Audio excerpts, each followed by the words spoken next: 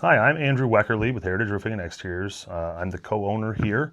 I just want to take some time today to go over a little bit of how we install a roof on your home. So we do roofing, siding, windows, doors, gutters, you name it. If it's on the exterior of the home, we're going to take care of that for you. But today we just want to spend a little time to give you some of the details of how we operate and how we take extra care of your project. So we're very particular about how we do an install. We want to make sure that it's done properly for you, and you're going to get the longest possible life out of a roof that we install. So quick book here. We're going to go through some samples. We're trying to keep this brief. So this is a great way for you to see what we do. We'll go over this with you in home. But obviously, if constraints stop us from coming to the home, or you just need a quick video, this is a great resource to be able to show you some options and show you how we do things without necessarily having the time to meet in person. So we're going to go ahead and start here with the roof deck. So we do get the question sometimes. Per code, we can put 2 layers of shingles on a roof. Just because that's allowed doesn't mean that it's necessarily the right thing to do. Most, if not all, manufacturers do not warranty a layover, so a second layer of shingles is going to have no warranty. It's not going to have any backing or protection, and the reason for that is because we don't know what we're nailing into. If we nail into soft wood or into damaged decking, into rot, we're not going to know. There's no way of really telling.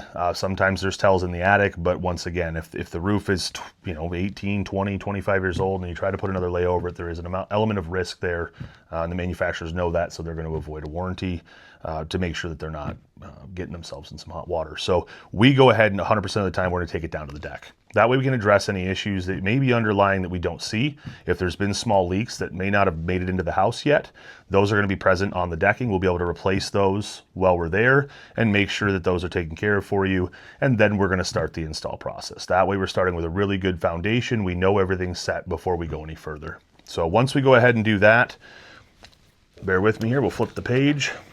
We're going to get into the ice and water barrier. This is your first line of defense against leaks that could happen at the eaves due to ice damming. When the winter hits here in Michigan, it's very inclement. We get warm days and then cold, and because of that, same thing with improper ventilation. We'll get into that later as far as what it can do to create ice where we don't want it. And a lot of times that snow can melt and it can dam up in these potentially high-risk areas, the eaves, the valleys, penetrations, things like that. We want to put a little extra protection in there. So that ice and water is going to go up 6 feet, which is 2 rows of ice and water. That's a standard for us. We don't just run 3 feet, even where it's allowed. We always run 6 to make sure we have that extra protection, just because of the area we live in. This climate, it's a potential risk, and we want to make sure that we're mitigating that risk. So what this ice and water does is it's sort of a self-healing. It has this rubberized compound to it. It has a sticky back. We stick that down to the first 6 feet, and this is going to go ahead and protect that area. So any water that does get through those shingles over time is going to be met with this, and it's just going to shed out, and it's a non-issue. So we know we're protected for those winters. We make sure that we have no water getting to the decking long-term. So this is our first line of defense. Once again, we also run a row of this up the valleys, around any chimneys, any pipe flashings. This is what's going to be that extra protection that backs up the products that are over top of it to make sure that you have that last line of defense. So first thing there is ice and water. All right, so the next thing we're going to get into is going to be the intake ventilation. So on older homes, on a modern home, let's say, first of all, you have venting at the soffit. So if you look up underneath your soffits, the underside, outside, below the fascia and your gutters, this is going to have perforations. Those perforations allow airflow into your attic. It's your intake to allow this airspace in the attic to turn over. We also install exhaust vents at the top. We'll get into that a little later, but we want that airspace to turn over about 10 times an hour. That's going to give a good barrier between the outside temperature and the inside conditioned space. It's very important that that space exists because it creates that neutral place and keeps the life of your roof in good shape. It helps the efficiency of your home. It's an absolutely essential thing for your roof and your home to perform properly. So we're going to go ahead and look at this on your house to determine if you have adequate intake ventilation. If you don't, we have some cost-effective options to address this while you're doing your roof to save you the money of having to modify the soffit system on your house, especially on older homes where there are not vented soffits or soffits large enough even to be able to install this type of system. So this deck-mounted system mounts on the actual roof deck just up from the eave and allows us to create an airspace to bring fresh air in, and it's an intake for those exhausts just to keep that air turning over. So if you want more information about that, we have some articles available on our website. We can always send you some more information to give you some detailed breakdowns of how the attic space matters and how that air turnover is important to your home. So this is a very important part of what we do, and a lot of people miss this. So we want to dive into that, but we want to keep it short for the video today. So we'll just keep moving forward. So after we've done the install on the intake vents, the next line of defense is going to be your synthetic underlayments. This used to be tar paper. So back in the day, you'd have a paper compound that had tar in it. It was easy to rip, and it would be installed with a slab staple. Nowadays, the pretty much industry standard, some people use star paper still because it's available, is going to be a synthetic. This is a much more water resistant and tear resistant product. There are a lot of products out there similar in the industry. We really prefer Owens Corning products. These are Pro Armor and Deck Defense, two different options that we have available depending on your circumstance. When we come meet you, we can go over some of that and why we use these different products depending on your home. Most commonly would be this Pro Armor. See, the back is very slick. It's very much so just a tarp. And how we install this really matters. So this is going to be rated for up to 60 days without any leaks. It's not permeable, so it's completely waterproof once we put this on your home. And this one's up to 90. So this is going to give us a very good water defense, once again, like the ice and water, to protect the rest of that roof and make sure that it's completely water sealed before we even put a shingle on it. So shingles are not, they're waterproof one direction, water going down. Obviously, in the instance where water can run up, we want to have the extra care to make sure that this is installed properly and we have a good waterproof base before we even start the shingle. So last thing with this is that we do install this per manufacturer recommendation. Sounds silly to say that, but there are a lot of people that'll still slap staple this. They'll staple these underlayments. And what happens is as you walk on it during the install, those staples will tear. The requirement for this, the manufacturer recommendation, which becomes a requirement, is a cap nail or cap staple. So we use a plastic cap head on a nail. It looks like a little umbrella, and those go in different locations across this. Those get sealed. They're far more tear resistant, and it's going to keep that waterproof altogether. So by the time we've got to this point, we've created a roof that, like I said, is very much so waterproof. It's not going to leak, and we have a great base for the shingles to go on. So the next thing we're going to do here is we're going to install your starter strip. So the starter strip is a dedicated strip. Instead of using one of the shingles and flipping it over like you used to and bricklaying that first row, we actually have now dedicated products to do that, which gives us a seamless glue strip right across the eave of the gutter. This allows a great way for your shingle to lock into the starter and make sure that we don't have any separation from driving ice dams or anything like that coming up from those gutters. So this is going to seal at your eaves. And then also a little thing that we do beyond is we actually run these up the rake edges as well. The reason we like that at the rake edge is if you picture this going across the house and this being the rake edge, when we start the shingles across this row, we're locking down with a glue strip that first row, also doubling the thickness of that shingle on that edge. That's important from wind-blown debris. If somebody puts a ladder on it, clipping on Christmas lights, especially, this is something that can get damaged if you just have a single layer there. So we're going to put that up that edge just to make things a little more secure and make sure that we have a completely sealed envelope around this roof, once again, before we've ever put a shingle in the house.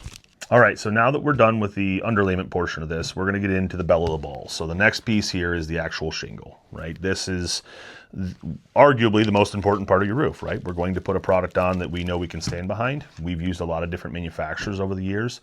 Now we use Owens Corning. We have a great partnership with them. We trust the company and the products. Not only, it's not just one or the other. You can have a great shingle and then have a company that doesn't back it, and that's just as bad as having a poor product. We really want to make sure that whoever we're partnered with is going to not only have a great product, but also the backing to make sure that they're taking care of it. So Owens Corning has been around a very long time. They're the Pink Panther, right? You can see them on our marketing and everything. It's because anything pink you see in the home, like the insulation, they manufacture that. They manufacture the fiberglass for these shingles. They're very much so involved in the actual process of making this product, which makes sure that we guarantee a great product that comes to you and gets installed in your home. So the shingle itself is traditionally, right, an asphalt shingle. It's gonna be built with fiberglass, asphalt, and then have a granule top to it, and that's going to give you this color profile. What's really unique about Owens Corning is, I'm not sure if you're going to see it here, but they have a SureNail strip. This is actually, I believe it's nylon that's embedded into that shingle. And what this does is when you go ahead and put a nail, there's a few things, but mainly it makes this a lot harder for a nail to rip through. So if you see right there, I've got a nail punched through this strip. If you fold this over and try to pull that out, it's really difficult. So what that means is as we're installing this with an air nailer, it has 9 times more resistance to a nail gun being able to push through that shingle because of that nail strip, which makes sure that if the air compressor varies or the hammering of it varies, it doesn't matter. You end up with a nice uniform nail puncture through all of these that ends up getting sealed and locked in tightly, so you get great wind resistance.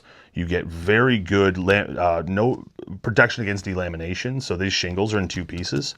This bottom piece here comes around to the back, and then this lays over top of it. So this common bond is what it's called, is where that sure nail strip goes. And when we nail this together through that sure nail strip, we lock that shingle in tightly versus just relying on the glue that's used to adhere most shingles together. So this is a very secure product. This gives you up to 120 mile an hour wind resistance with 4 nails. We use 6 just because some slopes require it. And instead of trying to deviate between them, we just say, look, we're gonna run 6 on all of it. We know that this is gonna be secure beyond that 120 mile an hour wind.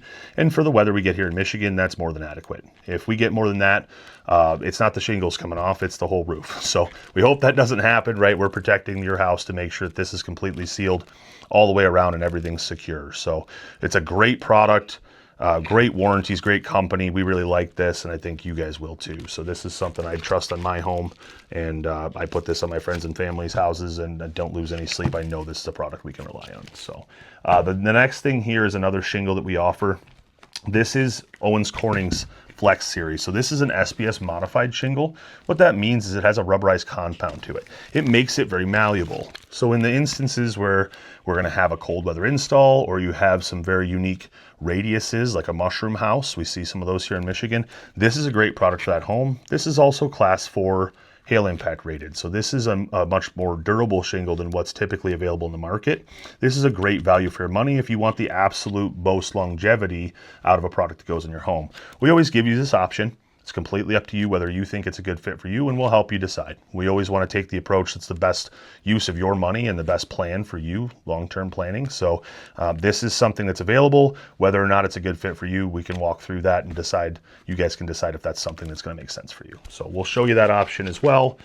And then finally, we get on to the ridge portion of this. So I'd mentioned earlier in the video about ventilation. So right up here on the ridge of the home, we install a plastic ridge vent, and it creates an area for an air gap underneath the cap shingles that come last where that air can escape. So as that hot air escapes, it creates a vacuum in that attic space, draws in cool air through those intake vents we install, and it keeps that air turning over, which keeps the attic space cooler, and in turn makes the house more efficient and also makes sure that the shingles don't bake. We see a lot of times on south facing homes where that south facet actually gets wear prematurely just because there's so much heat held in that side of the house. The more we can turn over that air, the less issues we're gonna have, the more efficient it's gonna be. We really wanna make sure that this piece is done very well. So we spend a lot of time on that. We partner with a company called Lamanco. Their claim to fame and their bread and butter is ventilation. That's what they do. They do it very well. We've sent our people through training multiple times to make sure they understand exactly how this works and how it affects your home.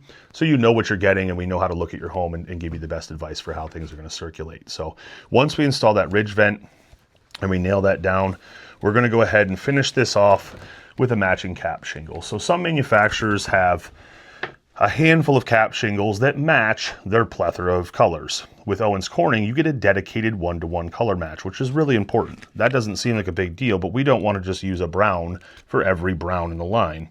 We want to make sure that if we run a driftwood shingle, we get a driftwood cap shingle. It is exact match. It's a much more uniform look, and that's important when we put these on. Next thing here is that we do have a glue strip in all of these full length. So when this gets locked down, they get locked together. They're nailed multiple times to make sure that this gets a nice, not only uniform finish, but it's also nice and secure. This can be a weak point on a roof. There's a lot of times we come by after a storm has come through, and this is the first thing that gets ripped off because it's either improperly installed or another manufacturer just had a cheaper product and it doesn't hold fast. So we want to install these to be just as strong as the rest of the roof. We don't want this stuff blowing off, so we're gonna make sure that that doesn't happen. So this is the final piece that really rounds that out and gives you this full uniform finish across the roof. So once we've gone through this, you're gonna know that you're gonna have a nice lifelong product. This is something we shoot for to make sure that this is going to be the absolute longest life we can get on an asphalt roof and give you the most value for your money. So if you've made it to this point, I really appreciate you sticking around. These are important details, and we hope that we get to show you this someday and really dig into this in your home and give you a solution to some of the problems you might be having. So look forward to seeing you. Thanks again for stopping by.